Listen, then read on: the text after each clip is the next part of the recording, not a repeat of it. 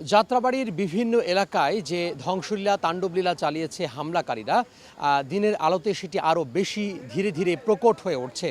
বিশেষত মেয়র হানিফ ফ্লাইওভারের যে ভস্মীভূত টোল প্লাজা রয়েছে, দুটি টোল প্লাজায় পুড়িয়ে দেওয়া হয়েছে এবং এই যে ক্ষতিগ্রস্ত হয়েছে বিভিন্ন স্থাপনা, বিভিন্ন এলাকা, রাস্তার যে ডিভাইডার উপড়ে ফেলা হয়েছে, টোল প্লাজা পুড়িয়ে দেওয়া হয়েছে, আশপাশের বিভিন্ন ধরনের যে বেড়া রয়েছে সে বেড়াগুলো ভেঙে ফেলা হয়েছে, বিভিন্ন ধরনের যে ধ্বংসলীলা তাণ্ডবলীলা চালানো হয়েছে সেটি আরও দিনের আলোতে সময় যত গড়াচ্ছে ততই কিন্তু প্রকট হয়ে উঠছে। ভস্মীভূত হয়েছে টোল প্লাজা, সেটি এখন ব্যবহার উপযোগী করার জন্য যে সেই চেষ্টা চালিয়ে যাচ্ছেন বিভিন্ন সংস্থার লোকজন।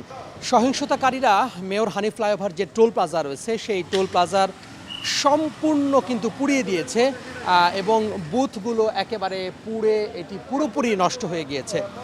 যদিও এইখানে এই মেয়র হানিফ ফ্লাইওভারের যে টোল প্লাজা সেই টোল প্লাজার 5টি লেন রয়েছে, সেই 5টি লেনের মধ্যে একটি লেনে ছোট একটি টেবিল বসিয়ে ম্যানুয়াল পদ্ধতিতে যে সেই টোল আদায় করছেন টোল আদায়কারী কর্মীরা। এখানে বুথ আছে আমাদের 5টা, আমরা বুথে টাকা নিচ্ছি না, ম্যানুয়ালি টাকা নিচ্ছি।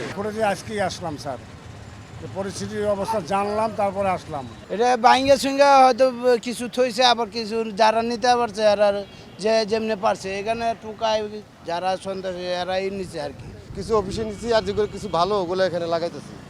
আর ওই যে দেখেন কেবলটা নিয়ে গেছে, ওই যে পুলের যে পিলারগুলো কারেন্ট ছিল ওই দেখেন কাটা তারগুলো পর্যন্ত নিয়ে গেছে।